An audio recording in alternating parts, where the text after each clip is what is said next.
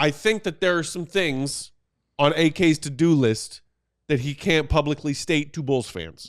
I think Bulls fans have to be aware of that as we move through this season.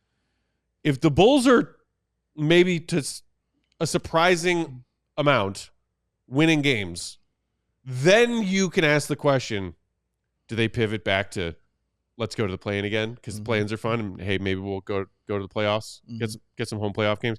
Then Bulls fans, I think, would have a right to panic if that's not what they want. Agreed. But right now, the first 2 months of the season, I think it is absolutely fair to talk about Zach LaVine trades. Yeah. Because he's playing well. He could be a very coveted asset around the league as they get closer to that trade deadline. And just because AK is saying publicly, we're going to go out there and try and win every game, doesn't mean he's saying the same thing behind closed doors.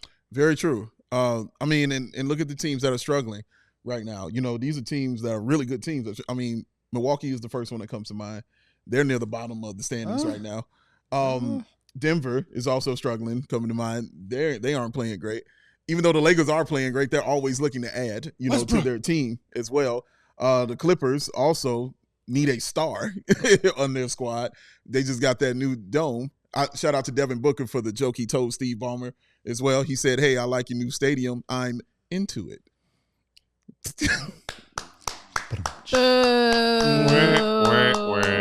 Clap that up. Clap that up.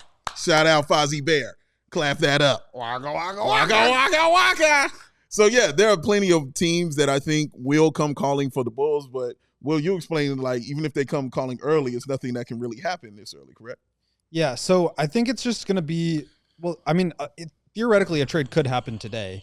It's just very difficult. With the new rules, teams who are over the second apron cannot aggregate salaries in order to trade for one guy. So that means if I am the Bucks, I can't package Bobby Portis and Chris Middleton, whose salaries combined for $43 million, which is the same amount of Zach's, but I can't combine those two salaries for Zach. I can't send out two and get one in return. You're not allowed to do that if you're over the second apron. So it's got to be a first apron team, but most of those teams are hard capped for various reasons at the second apron, which means they can't extend past the second apron by taking in more money than they send out, which means you've got to have big contracts to send back to the Bulls. Now the Bulls are saying, all right, well, Zach's playing pretty good now. I don't want to take on a bad contract to trade him. Like, I want something good. Well, that makes it even more difficult because there's already a small pool of potential suitors. And of that pool, there's even fewer of them who are going to have what the Bulls want and not take back so much money that they are now in a worse position long-term or, require that the Bulls send in a draft pick in order to take on Zach's money. I think, we're past the point of that being a realistic outcome. So I wouldn't worry about that. But I say all that to say it's going to be difficult for a trade to come about just because of the size of Zach's contract. Doesn't necessarily mean that Zach isn't worth it necessarily, but it's just hard to absorb that much money during midseason.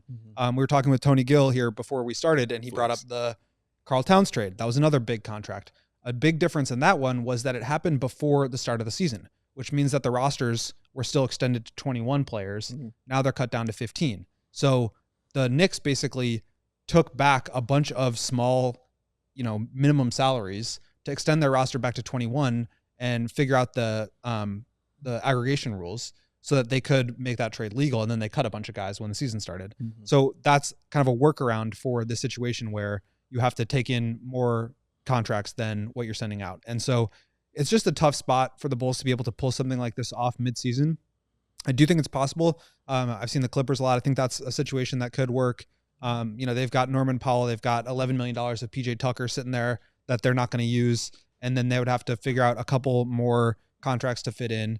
And they clearly are a team that doesn't really care too much about going into the second apron, but they also are in a situation where they don't have any of their own draft picks upcoming. So they do have no incentive to tank. So that could be a situation, but there just aren't a lot of other teams out there at this moment. Zach continues to play the way that he's playing and other teams continue to struggle. Maybe that changes. And I think that's kind of the game that they're in right now. The real question is, as Stefan wrote, how many wins is this going to turn into for the Bulls with how well Zach is playing?